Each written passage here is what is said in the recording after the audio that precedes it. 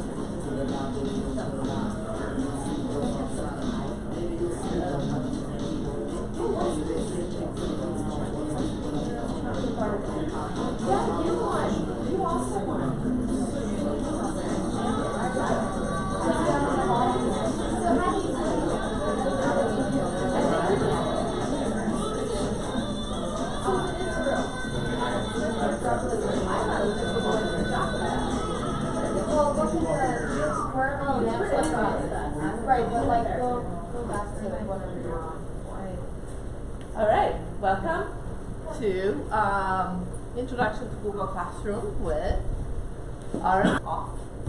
So they go off in the middle of the session.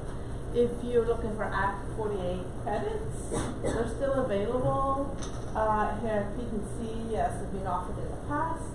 However, there are no codes to be distributed this year. You will be able to submit your Act 48 credits online via the evaluation process, and you can find links to that in the Attendance Service Center on the P&C website. So now I turn it over to Art. Thank you. So thank you guys for coming to the session, braving the cold and the snow to attend here. So I really appreciate this. I have more information than I have time to give. So all of the resources are available for you. It's at that bit.ly. I see a couple people taking pictures. That's awesome. Certainly it's bit.ly/Aaron Classroom, all lowercase. It is case sensitive. Please feel free. These resources are available for you. You may reuse them, remix them, reshare them, send them to your friends, your colleagues, take them. And there's a lot of clickable links within these resources today. So a little bit about me. I am a tech integration coach for the Archdiocese of Philadelphia. I serve approximately 46 schools pre-Philadelphia. My phone number, email, and Twitter handle are there. You may call me. You may email me. A couple people tweeted out, so I appreciate that. But I am a resource, and I'm happy to, even though I may not work for your school or your district, I am happy to work with any educator out there. A little bit about me. My beautiful wife, Jessica, she is a high school biology teacher, and so it's nice that I kind of get to use a little of her expertise. And for the past 3 years, I've come to the diocese as a tech coach. I really fell in love with using technology when I was in the classroom as a teacher, and that translated very nicely to me using it now as a coach and working with different schools and different teachers across Philadelphia. And of course, my newest love for the awe factor. That was really, thank you. And I'm going to be here tomorrow. I'll be outside running a quick little session on my favorite Chrome extensions, make your browser better. So if you're around tomorrow. So if you're at ISTE, I'll be there too. So come check me out. So what we're going to talk about today, we're going to start off by talking about kind of what is Google Classroom. This is an intro session. If you are a Google Classroom expert, this is probably going to be too slow for you, and that's fine. You have the resources. If you get up and leave, I will not be offended. I totally understand. The goal of this session is for those schools, teachers that are thinking of moving in a Google Classroom direction, or maybe have moved and are just getting their feet wet and getting started.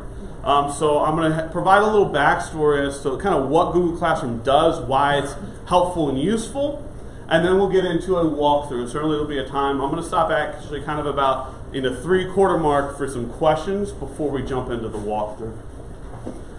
So Google Classroom is part of the G Suite. I'm a big fan of the G Suite. The G Suite is Drive, Docs, Slides, Sheets, Forms, and a whole bunch of other programs that come along with that Google domain. And what I really like about this takes away an excuse. And that's really a theme for this presentation, is removing excuses, removing barriers for students. So when I went through high school, my teachers would assign something, and it was phenomenal, because I went home and told Mom and Dad, we need Microsoft Word or Publisher or Paint, and we didn't have any of those things. So I got to go into the classroom like, oh, we didn't have that program, so I don't have to do the homework. It was a wonderful excuse. I used it for many years. You know, if there was a Google, if it was a Microsoft PowerPoint, oh, we have Pages at home. I can't open that file version. Oh, I did it in Word versus WordPerfect.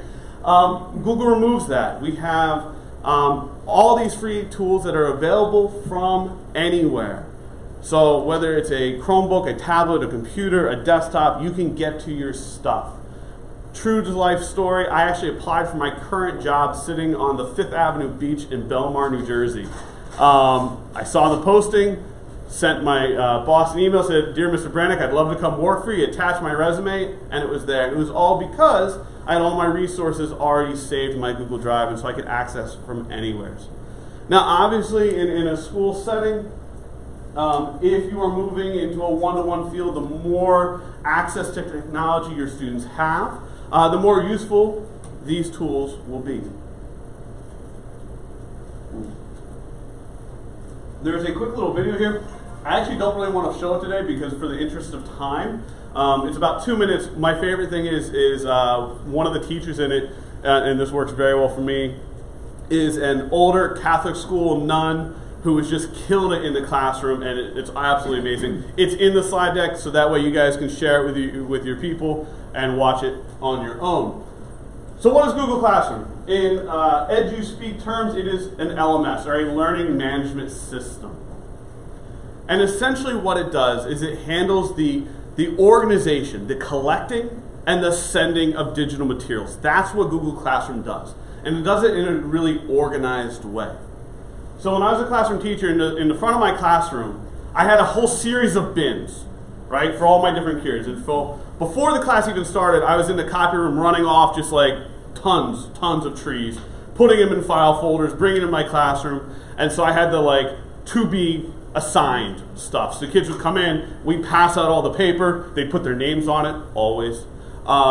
They would work. It was incredible, thank you. I drove back and forth to home and school. They get about 100 miles. The kids are like, we ever going to see that work that we did like months ago? And I'm like, yeah. And so finally I get around to like grading it, and then it went from the graded bin, I had to like to be returned bin. Well, so then finally some Friday rolled around, I'm done, I'm tired of teaching, so then let's pass back like half a marking period's worth of papers. So I pass it all back. But then I had to spend like another part of the time recollecting half that stuff because I needed it for report card conferences, for their writing portfolio, for their science projects. So I had to collect all this stuff again, and then I had to file it somewhere, which meant I threw it in the bottom of my filing cabinet and never touched it again. So meanwhile, I have this interesting problem of, as I'm grading things, well, I missed a student's paper. Oh, cool, they got a 0. That's an easy grade for me. I like it. And the kid's like, no, I did it. I put it on your desk. Now I know it's gone, right? And maybe they did. It could be in the trunk of my car. Maybe it's blowing across a parking lot. But now I have this terrible quandary as a teacher because, one, I could exempt the kid from that assignment. Well, that's not really fair to everybody else who did the work and turned it in. Or I can make them redo it, but then I have, that kid's parent on the phone telling me that, I'm not organized, and I look bad. So either way, it's not a really great situation to be in. And that's really where Google Classroom excels. I never have to worry about losing anything. I never have to carry anything back and forth. I used to have like giant teacher bags. I don't have to carry that. As long as I had my laptop, I could do grading from anywhere. And it was incredible. The grades went up, I think, I don't know how. But yeah, it was incredible. And so the fact that I wasn't moving all this paper, I wasn't spending, that was valuable class time that I could have been teaching. I could have been delivering instruction. Instead, I was managing paper, passing it out, collecting it back and forth. And the other downside of paper is when I would go to try to print out like videos or audio files. They didn't print very well. So I was very limited in what I could do with my kids. It had to be text-based. Well, now with Google Classroom, I'm no longer limited by something that's just text-based. I can send videos, I can send websites, I can send audio files. And now it makes it much more accessible for the students.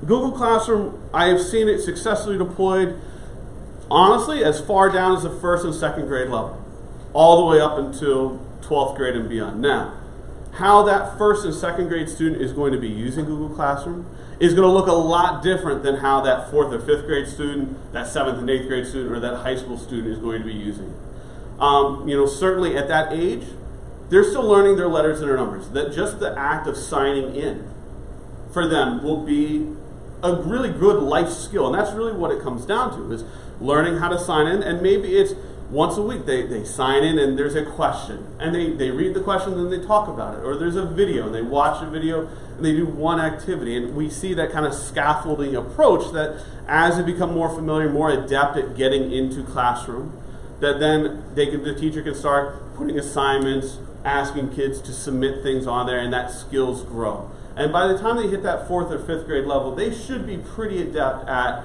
the getting into classroom, seeing the work, completing the work, turning it in. Obviously, you'll have, some spot lessons here and there, but we really see it as something that a lot of students can really do. You have a club, an after-school activity. This is a great way. Anytime that you want to communicate to kids, anytime you want to send them stuff, whether it's the practice schedule or the permission slip for the field trip or a reminder, Google Classroom is going to be a great tool, not only for you but for them, because all of their classes now are in the same place. So it's no longer, oh, I forgot my math folder at home, or I left my English book, because they're all together. All their subjects, all their activities are in one spot for the kids, as well as for us as teachers. So it allows everybody to stay a little bit more organized. And I want to kind of go into that a little deeper. So for students, obviously, this idea, the fact that it's one place for them to go and find their materials is tremendous. When I was a high school teacher, a lot of my kids were on the football team, which meant they kept on breaking things like arms and legs and ankles. And so they would be gone. I get these letters from the nurse saying, oh, by the way, the student will be out for 6 weeks, 8 weeks. That's a half a marking period. At the high school level, that's really hard for them to come back from. Well, because with Google Classroom, they didn't fall behind. They were sitting at home, they had to go to their physical therapy appointments, their doctor visits, but they kept up with what was going on in the classes, so that they returned to my classroom after their, whatever reason they were out for, they weren't behind. And meanwhile, for every other teacher, they had to stay after school. Now that teacher has to file an incomplete for that marking period because the kid hasn't done their work, and it's a lot more work for everybody. Well, in my case, my kids did the work at the same pace with everybody else, which was tremendous for them. In fact, I have a couple kids now that are basically using a combination of classroom and Google Hangouts to do a distance learning for homebound students, which is incredible. Just like I was able to apply for this position from my phone, the kids can do their work from anywhere. And yes, that means kids may be doing it on their phone. Is that the best? No, but they're doing their homework, which is a good thing. And above all, I love the fact that it keeps them accountable. We'll talk a little bit about their notifications when we get into Classroom in a few minutes. But the fact that Google Classroom integrates with Calendar, automatic, one less thing to do, which is great. But the fact that they can look at their entire week and see what they have due in every single one of their classes, and it becomes a life skill. I mentioned my wife is a high school biology teacher. So one of the things she does every Monday with her kids is they open up their Google Calendar and say, okay, what do you have this week? What's going on? What projects do you have due? What do you have due for our class? What do you have for your other classes? What about your personal life? Oh, well, you have a soccer game Thursday night. We have a quiz on Friday. Okay, when are you going to study for that quiz? Well, all of a sudden, this calendar management becomes a really crucial life skill that we are teaching our students, which is incredible. Think about how much better we would be learning time management. And Google Calendar allows them to do that in a really easy to do format, which I really, really love. As teachers, why I love Google Classroom. When I was at my 504s, IEPs, who needed additional learning support, And before Google Classroom, it was a constant back and forth between me and my support teacher, who I love, a great teacher, but it was, I'm sending emails, well, what does this student? With Google Classroom, you can have, there's no limit, you can have outside teachers join your classroom. They submitted, that teacher that you've added in has the same power in Google Classroom that you do. They can create assignments, they can grade assignments, they can send messages and notes to kids, which is phenomenal. The only thing that teacher cannot do is to delete your classroom because it is yours. Now, I've also seen it used as an administration tool. So I've had, you really can bring in outside people and it makes it a lot easier. Yes? I have a question. Is there a way to create a small group within a Google Classroom just for the special ed students?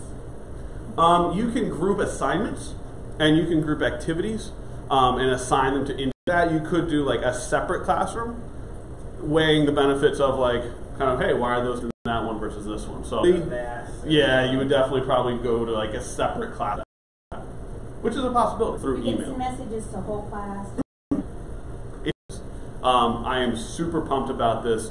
It's basically using any managed school device. So not like their personal device, but it's the ability for, as a teacher, I can send a digital quiz. Why do I want to send a digital quiz? Auto grading. It's a beautiful thing. I didn't sign up to grade like A, B. No. It's going to grade it for me. That's what I want. It's a great time saver. But we had this constant problem of like, well, how do I know my kids aren't just like going to Google or opening up the notes? So Google has released something called Lockdown. And basically what it does is it allows you to lock down the browser so only your quiz is accessible. And that's all part of like Google Classroom, Google Forms. Very excited about that. As we kind of just, that was a great question, this ability to differentiate. That's built into Google. So the fact that if I do want to have groups of kids doing different work, or I have my low kids, my high kids, and I need to differentiate the instruction for them, I can do that really easily in Google Classroom. When I was trying to do that as a teacher, you know, it was really obvious when I'm passing out papers, like, okay, you get this one, and you get this one, and here, you get this one. And it's like, well, why do they have something different? But in Google Classroom, I can create an assignment that's called math questions. Well, maybe this half of the room has 5 problems, and this half of the room has 10 problems. I can differentiate that within Classroom, send it out, and no one knows the fact that, oh, these kids have these questions and these kids have these questions, but no longer confined for the end of class. But that's what my exit ticket is, you know? And so instead of like having to like hound that kid or trace after them with, here's your exit ticket from 2 days ago that you missed because you left early, it's on Google Classroom. Get it done by the end of the day, turn it in. And so all of a sudden, we see that the breakdown of those walls, it made it really easy, and I know this is an intro to Google Classroom, but it made it really easy when I started to flip my classroom. I got sick and tired of teaching the MLA format. I did it over and over and over and over again. And it was always too fast or too slow, right? Or some kid went to the bathroom and they came back and they're lost, and where are you, Mr. Heinz? And so finally one day at the end of the day, I recorded it. And oh my gosh, it was incredible. And then I could just, using Classroom, push out that video to my kids. Well, now they can start, stop, rewind, slow it down, whatever they need to do, translate it, closed captioning, all part of YouTube. Well, now I was free, instead of being tied to the board, well, now I'm free to, and it allowed me as a teacher to actually do what I want to do, which is connect with my kids to make sure that they're getting the support they need. A couple other features about Google Classroom we are seeing through the one login, which I absolutely love, and this is huge for my little kids. It's one less password they need to remember. It's that signing with Google button I absolutely love. We're also seeing a lot of the education companies, your Edpuzzles, your Prodigies, etc., where they will even have an import from Classroom button. And so instead of having to upload your roster or anything like that, and I have teachers that literally just use Classroom for that feature alone. They have their kids in Classroom and they use it when they go to one of these other websites. They can import their roster and they don't have to upload anything. It makes it really simple for them. So I really like that feature a lot. We talked about its flexibility. Classroom has also been one of the programs that we have seen the most number of Google changes in the past year alone. For any of you who had Google Classroom over the summer, they did a huge revamp of it, changed the layout, added a whole bunch of features. I listed them for you. I already talked about that locking down the school grade book. and the quizzes. But I want to point out one feature before we kind of dive in there. In almost every Google application, this is not specific to Classroom, usually in the bottom left-hand corner, but sometimes in the bottom of the page, you'll see a little question mark. I really encourage you to use that question mark, specifically the send feedback feature. Google Classroom is massive, right? But the team who builds it at Google is about 30 people big. So it's very small. And what's really cool is a lot of those changes that I had up on the slide previously were directly because of teacher feedback, teacher comments. To do X, Y, and Z, tell Google. And not only tell Google, but tell your friends to tell Google. So that way we can. This is some of the links I provided. Google has a teacher support center. They have classroom help, some more pages. I also provided some resources. I know Alice Keeler is here, but she has a great page on her blog. Vicki Davis, who's Cool Cat Teacher, also has some incredible resources. If you like a lot of this, there's a lot more YouTube videos on our AOP Tech playlist, along with several other of our tech coaches have provided great videos.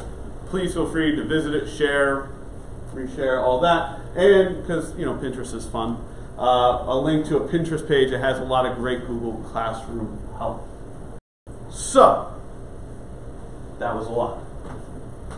Questions? Big picture. Yes, ma'am. I'm sorry, say that one more time. In your sites that you listed, yes. Is there anywhere to go for assistive technology stuff for special education students? I have a lot of, this sounds like a shameless plug. There's a lot of really great Chrome extensions that are designed for assistive technology, whether it's making web pages more readable, changing the text size, the background, removing distractions. Those are really incredible. Within Classroom itself, you're really looking at the flexibility of the assignments, of being able to kind of like we were talking about earlier, kind of group kids, or to assign even one student a different assignment versus the rest of the class, and manage that in an easy environment. So that's going to be the biggest accessibility feature that Classroom provides. Yeah, I saw another hand. Yeah. Yeah. I am a high school math teacher, and I guess because this is new to me, if I give an assignment, yes, like a calculus assignment, I don't want just an answer. I sure. want to see work. How does that work? I mean, when I type in lessons for like my flip charts and stuff, yes, all the symbols take forever. Do you know what I mean? Yeah. Just to take them in as opposed to writing. How does that work? And that is a great question. So certainly if you're using Desmos or an online interactive tool, I'm a huge fan of Desmos and PhET, P-H-E-T, which is a great math. They have a lot of great math and science resources. So something like that becomes, whether you have the kids, for me, it's two big things. Screenshots, so taking screenshots of their work and turning that in. Using Screencastify, which is a free app. It runs on the through the Chrome browser, and it allows the kids to record videos. So now you have a student that not only has the answer, but now explain how you got that answer. And the cool thing is now you have that student's voice. So as a video file. So one, you developed a library for next year when a student, well, I don't know how to do this problem. Well, here, check out this video that last year's student made, which is awesome. Also, when it comes to grading, we've eliminated they're just going to share the answer with their friends. Because now, well, sure, your friend may have told you the answer is 12, but you still have to explain it. And now that I have you explaining it, that as your voice, I don't have to worry so much about copying it or something like that. So certainly those two tools, if they're doing their work like pen and paper, take a picture of it. And that becomes part of I want you to upload your work. Because I know as a math teacher, it's not just the answer, it's how did you get there. That's what I want to see. Communicate back with them. Let's say they submit something and there's a problem. Corrected. Yes. So I know, like with English, you can go in and you type things. But yes. If they send me a snapshot, how do I, besides going to them in class, or how do I help them? Yeah, no, that's a great question. So a couple different ways. Certainly you can comment, just like from the English perspective, you could comment and respond that way. The Google Classroom app on the iPad funny enough, normally the apps on the iPad have less features. It has a really nice annotation tool. So you can actually like circle, draw right on the picture and send it back to them. The other solution would be to do something like a screencastify, because we'll talk afterwards. I'll show you the link. Because same thing, you could record. Hey, I see you did this problem. Here's where you messed up your error, and you can actually again write on the screen, circle, and so you can narrate. And the thing I found is sometimes it's faster for me to record a quick video and send it back to them than for me to type out. Well, on the third part of your problem, you switch. That takes too long. So a combination between the annotation tool or doing video responses back, I think is a really great tool. Any other kind of questions about Classroom before we kind of dive into it? So if I try to use the Classroom on my phone and I just try it again today, yes. it has this Google Apps device policy, and It does asks you that to link mean your that data. my district then would have access to my phone? No. It's like, yes, I want to work in my classroom from my phone back and forth. The school's not like controlling your device or seeing what's on your phone or anything like that. And that's actually a great comment. I love having the Google Apps on my phone, and I actually encourage the students to do it as well, because they're going to get notifications there, which is really cool. And as a teacher, there's a really cool tool that you can do as well, which actually reminds me, because I'm going to turn mine on so I can hopefully show it to you. Any other questions before we kind of dive in? Okay. So, I'm going to jump to my classroom page. Let me make this a little bigger for the cheap seats in the back. Now, how did I get here? So, you can get to Classroom a couple different ways. The easiest way is and this is called the Omni bar, so it's up top, right up here, because it's also a search bar. If you type in classroom.google.com, it will take you there. And that's true for any Google product. If you add in the name .google.com, it will take you there. So docs.google.com, mail.google.com, it'll all take you there. So certainly that works as well. Also, if you are using the Google Apps Launcher, also affectionately known as either the waffle or the quilt, depending on the time of day, this is the classroom icon right here. Now this icon for me is at the top. Yours may be all the way down here. Now these icons are movable. So if your classroom icon's all the way at the bottom, you can drag it and move it up to the top, which makes it nice and easy. So here we are at the Google Classroom kind of landing page. If you will, you can see I have a number of different Google Classrooms classes going on right here. I want to take you first to some of the menu features of this, because these are some of the hidden tools within Classroom. So on the left-hand side of our screen, and certainly if you're following along with me at classroom.google.com, on the left-hand side you'll see 3 horizontal bars. And in Google, anytime we see 3 horizontal bars or 3 vertical dots, that's Google's way of like, hey, there's a menu here, you couldn't click it. So I'm going to come over here to the horizontal and get this little pop-out window. And from here we can see the fact that we have a link to my Google Calendar. I'm not going to open this up because it takes you to my Google Calendar, which is a mess. The first one down on the top, that we have this to-do list. Yes, sir? Google Calendar, will that merge with your phone calendar? If you have it. So on your phone, you probably select what calendars you'd like it to sync. So I have about 30 Google Calendars. I have my personal one, I have my wife's, I have my work, I have multiple other classrooms, and so I turn on my phone what calendars I want to see. Okay. So you certainly, it can, but it doesn't have to. So coming across the top, the first one I really want to highlight is this To-Do tab. And what I particularly like about this, for teachers, this is a great way to stay on top of the grading and what I've looked at, what I need to review. And we can see right from here, I have a little drop down where I can choose all my classes, or I can choose an individual class to look at. I can look at, these are things that I need to grade. I can see how many have been turned in, assigned. I also have to see what I have reviewed and assigned already. And so this is a really helpful tool for, okay, when I'm going to do grading, what do I need to grade? And this gives a really easy way to kind of scroll through and see, oh, someone turned in something, let me jump in and grade it or comment on it, especially when you're having multiple classrooms running. Coming across, so I'm back at the, I went back to that menu. Now I can jump from here into any one of my active Google classes. We'll talk about active versus archive in a second. We see my archive classes are here. And I'll get into archive in a few minutes. But all the way at the very bottom, we have the settings tab. And we click on the settings, and this is actually one of the features that Google changed this past summer. Previously, they only had this email option.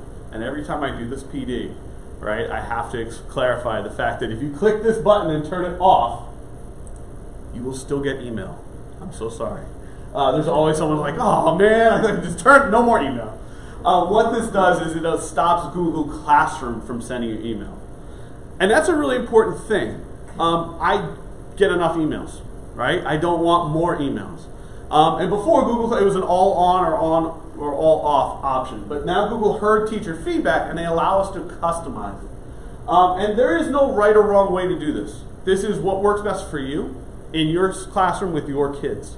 So you can say, well, maybe I'm in my grade level buddy's classroom, or maybe I'm in my next door neighbor's classroom, just to help out. And a lot of times, especially when teachers are getting started with classroom, we're like, use that add a teacher function and add your next door neighbor, add your tech savvy friend, add your principal. That way they can help you out in that classroom, and that's fine. But I don't want to get every time Sarah next door to me sends a poster of kids, I don't want to get an email about that. And so at the very bottom, we have this ability to actually select what classes I want notifications for. And that takes me back to one other thing. I mentioned email.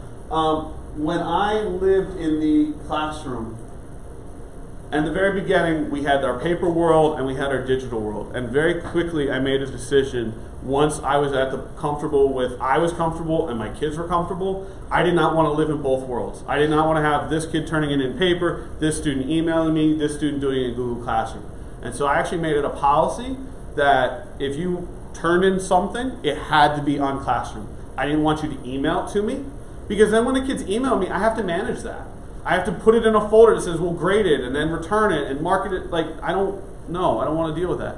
When I had a kid share stuff with me, I had to do the same thing. I have to manage that somehow. I have to recall, like, who shared what, did they turn it in? It was a mess. And so for me, once I kind of got through that introductory period of, like, we got used to Classroom and we're ready to use it, I very quickly became like, if it's not turned on in Google Classroom, you don't get credit for it. I don't care if you emailed me or you turned it in on my desk. It had to be through Classroom. Holding the kids to that standard allowed me to be more organized. Yes, sir? Do you have to have an assignment created for them to send you things, or can they send you things through the platform itself? They could just drop it in as like a post or discussion. I would avoid that because we come back to that management piece. It's not organized. Exactly. And so really what I'm going to do is I'm going to make sure there's an assignment, because then I have that to-do list. I can see, well, who turned it in. I can then provide feedback. It makes it a lot easier. So I would definitely avoid them just randomly posting work, because, yeah, then it becomes like I have to keep track of that. I don't want to do that. So we talked about the to-do list on the left. And so coming across, so we have our classroom names. And I actually have a new Google Classroom and an old version. And I'll show you the difference. So this class right here, this is an old Google class. And we'll notice, actually, no, not that old. There we go. This is an old one. This is one I made last year. We notice I have three options: move, edit, archive. Now, at the end of the school year, you're going to want to archive your Google classes. Does a couple things. One, it locks the kids out. If you have an open Google Classroom from last year, 2 years ago, kids could still be in there, like, communicating back and forth, having a back channel. I love back channels, but not in my classroom necessarily. So I would want to archive it. I don't ever delete anything anymore. One, Google has given us unlimited storage, so that's awesome. And if I ever need to grab an assignment from that assignment that I created, I can. And let's say I have, next year's teacher, they want, hey, can you send me that 9th grade writing sample? Or, hey, can you send me that file? Or a student, hey, I want to reuse that project I did for your class. I can go in and grab that from an old class. So any class that's old, I'm going to click that archive button. Now, I can always unarchive a class. We saw in the, over here, come on, click. All my old archived classes, I could resurrect them and bring them back if I so desire. But it really frees up that kind of main page because this can get really cluttered to have all those classes. Now, one of the things I do recommend, especially when you become a heavy Google Classroom user, when you're using it on a daily, regular basis, I actually recommend creating a new Google Classroom every marking period, every semester even. Once we get in here in a second, you'll notice it can very quickly become cluttered. And so by creating a marking period 1, marking period 2 classroom, it cleans out that clutter, allows you to kind of start fresh each time, which is really nice. The other advantage it does, so I mentioned that this was an old classroom, I only had 3 options here. Well, one of the brand new ones, and this is, they released it like the middle, it was like the last week of August, so right before school started this year. And so a lot of my teachers who had built their classrooms over the summer didn't realize that they had upgraded. And when I click on this new class, you notice that I have 4 options, including the option to copy. And this is the other reason why I really like marking period 1, marking period 2 classrooms. Because I know you can't see it because it's in gray. It says, create a new class with copied topics and classwork items. Rosters and announcements won't be copied. So yes, we can reuse posts from old classes. But if I'm teaching marking period 1 this year, and next year it's the same class, well, I can grab all those assignments and bring them over in bulk. And then release them when I'm ready, instead of individually going and grabbing them one at a time. That's another reason to kind of break up your classroom, because if there was a full year's worth of assignments, it wouldn't be helpful for you. So I really do encourage people to break up classroom into smaller units. So down here at the bottom of the page, we have a quick link to the gradebook. That was a brand new feature that Google released. And we also have a link to Google Drive. Now, Google Drive is the foundation. Google Drive is where everything that Google builds lives, right? And that's where you get your sharing, your compatibility, all the collaboration features all comes from Google Drive. Now, I know a lot of teachers, this is something that I don't personally use, but I know that a good number of teachers do use it, where they actually will prefer to jump into Google Drive and then jump into the assignments through this manner. Certainly, you can do that. It's not one that I do personally, but it does exist. And a little sad. But it's not going to be my first recommendation. Coming back to our menu page, we have the brand new grade book. I have the ability, and this is, a lot of my schools already have another grade book that they're using. The grade book on Classroom was straight, just point total. They've now allowed us to add in category weights. So the nice thing about this is you can basically make the grades look similar. So if your classroom grade and your PowerSchool grade book are weighted, you can weight them the same, so that way the kid sees the same grade in both places. Certainly, I know some teachers aren't strictly using this as their daily grade book. That adds a nice functionality to them as well. You can see I added in some grades and the different percentages here as well. Let me jump out of here. Yes, discard those changes. Any questions about settings? A lot of the question about grade books, we use a separate grade book program and it's not compatible with Google. So our separate grade program puts up homework and everything else. Okay. So we have both. And what we're doing is some of the teachers, we've had this Google Classroom for a year, but many of the teachers aren't in lesson plans. Is that how? As a teacher, this is the same way that same page my students see. We have on here, on the left-hand side, the upcoming assignments.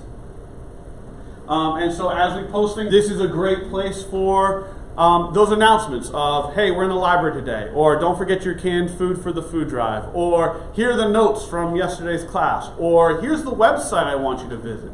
anything that you're just kind of pushing out to the kids, anything you're sending to the kids, Stream is a great place to do it. If I'm grading, if I'm going to be grading an assignment, that's going to be all done in the classwork page. The classwork page is for two-way communication, from you to the student, and then from the student back to you. And that's the biggest distinction. And kids will default to the Stream. In fact, Alice Keeler actually she uploaded a picture with a giant arrow pointing at the classwork tab, directing the kids that, yes, this is kind of a message board, but your work should be done in the classwork page. So coming down the classwork, the Stream page, I have a little box right here, and this kind of comes to the one gentleman's question about differentiation. So I can choose to send this announcement to one class. I can choose to send it to all my classes. I have a lot of flexibility. Same thing, I can choose to send this announcement to one of my students, a small group of my students, or all of my students. So I can really customize who gets this.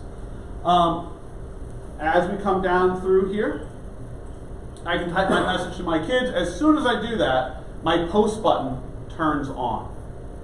Now I have my message here. I have my little paperclip icon here where I can choose to find files on my computer, on my Google Drive. And true to form, we have a little Google Drive